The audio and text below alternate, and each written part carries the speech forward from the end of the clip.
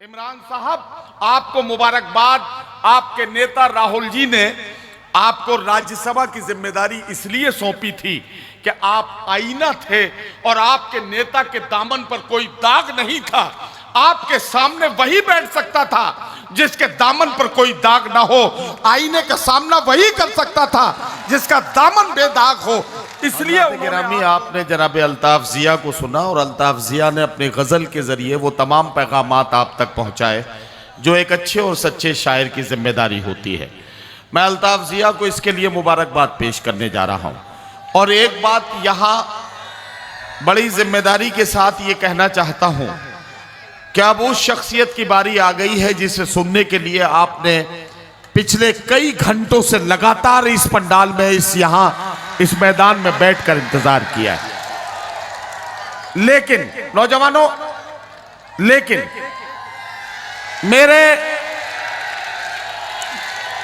मेरे कुछ जुमले,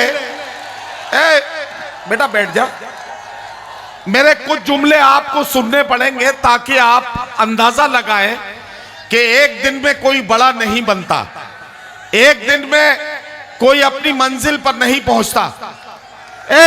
बैठ जा बच्चे, बैठ जा।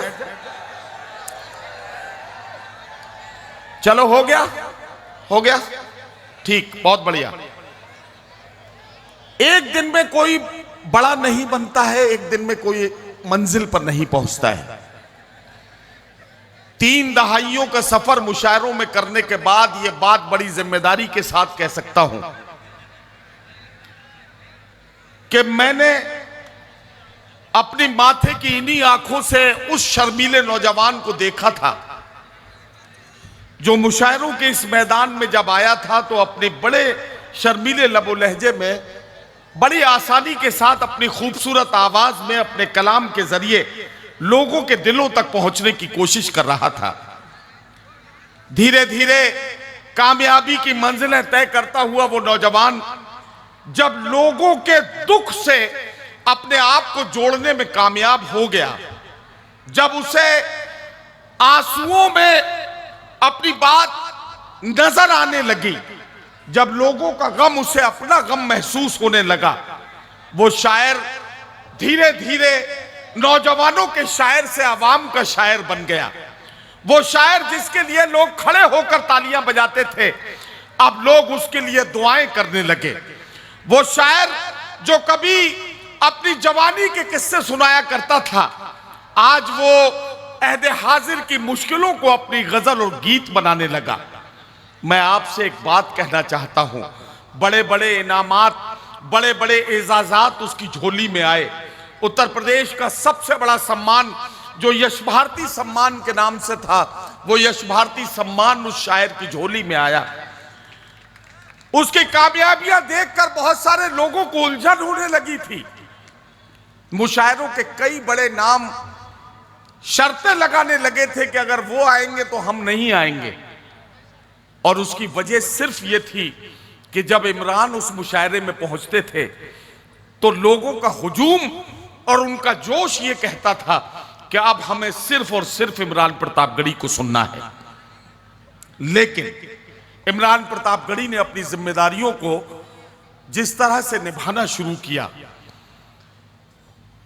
अरबाबे सियासत तक आने तक का सफर आप सब उसके गवाह हैं। नजीब की मां के आंसुओं से लेकर कई शहीदों के मासूम बच्चों की आहों तक का सफर इस शायर ने बड़ी दर्दमंदाना तरीके से पूरा किया है। मैं आपसे यह कहना चाहता हूं, आज इमरान अगर राज्यसभा के मेंबर हैं, ये एक शायर की जबान है, इसे नोट करके रखा जाए। ये एक शायर का जुमला है, इसे नोट करके रखा जाए। ये जो राज्यसभा का हक है, ये सिर्फ इसलिए नहीं है कि इमरान का तरन्नुम बहुत अच्छा है, इमरान देखने में बहुत खूबसूरत है।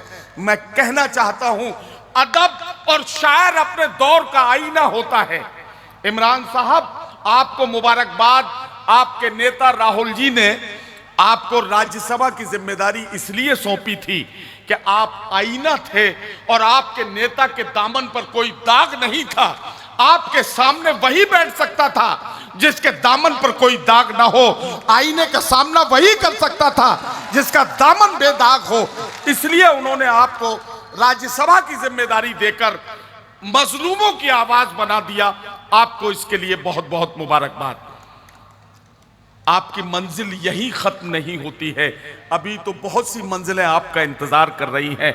आप सबसे गुजारिश करता हूं कि मोहतरम इमरान साहब के लिए, इनकी लंबी उम्र के लिए और इनके कामयाब सफर के लिए दुआएं कीजिए। 4 मिसरे मेरे सुन लें। मैं अब मोहतरम इमरान प्रतापगढ़ी को बुलाने जा रहा हूं। मेरे छोटे भाई जैसे हैं, लेकिन चूंकि अल्लाह ने इनको जो मर्तबा और जो जगह इन्हें दी है, हम सब की जिम्मेदारी बनती है कि हम इज्जत और एहतराम के साथ अपने नुमाइंदे और अपने सियासी रहबर का एहतराम करें।